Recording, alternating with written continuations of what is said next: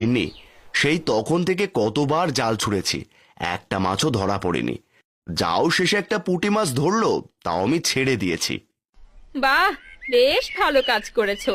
এখন কি খাবে শুনি? আমাকে আর কিছু জোগাড় করতে বলো না যেন। আহা, রাগ করো না গিন্নি, আমি দেখছি কি করা যায়। আচ্ছা শোনো, ফেরার পথে বিলে হঠাৎ করে চোখে পড়লো পদ্মর বীজগুলো শুকিয়ে আছে, তাই কটা মেয়ের জন্য নিয়ে এলাম। এই নাও, এগুলো তুমি তিন্নিকে দিয়ে দাও, ও খেলবে।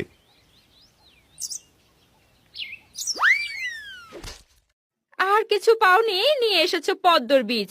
বলিহারি তোমার কাণ্ড জ্ঞান। ধুর, আর ভালো লাগে না।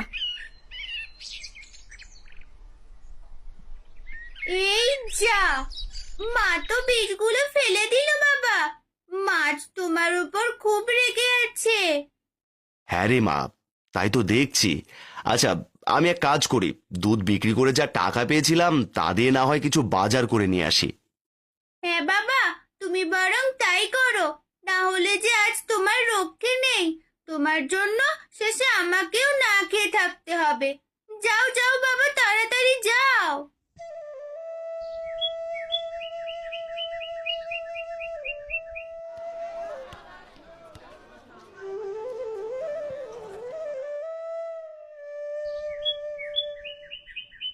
মালতী, ও মালতী, এই নাও দেখি ধরো, বাজার করে নিয়ে এসেছি, এবার রান্নাটা করো।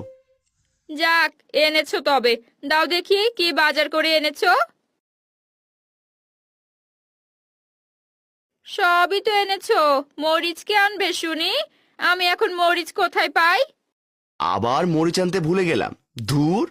একটু দেখো গো, কারো থেকে মরিচ পাও কিনা, আমি একটু বেরোলাম। মা তিন্নি, এদিকটা একটু আয় মা।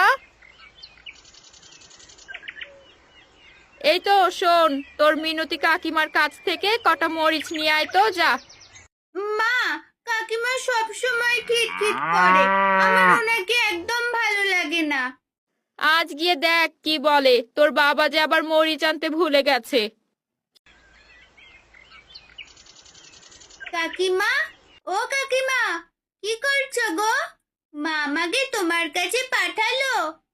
কেন রে, তুই দেখতে পাচ্ছিস না কি করছি? সুরের কথা বাদ দিয়ে কেন এসেছিস তাই বল। বাবা বাজার করে এনেছে, কিন্তু মরিচ আনতে একদমই ভুলে গেছে। তাই মা বলল তোর মিনতি কাকিমার কাছ থেকে কটা মরিচ নিয়ে আয়। আমার বাড়িতে তো সব সময় তোদের জন্যই জিনিসপত্র রেখে দিই, তাই না? যে যখন যা দরকার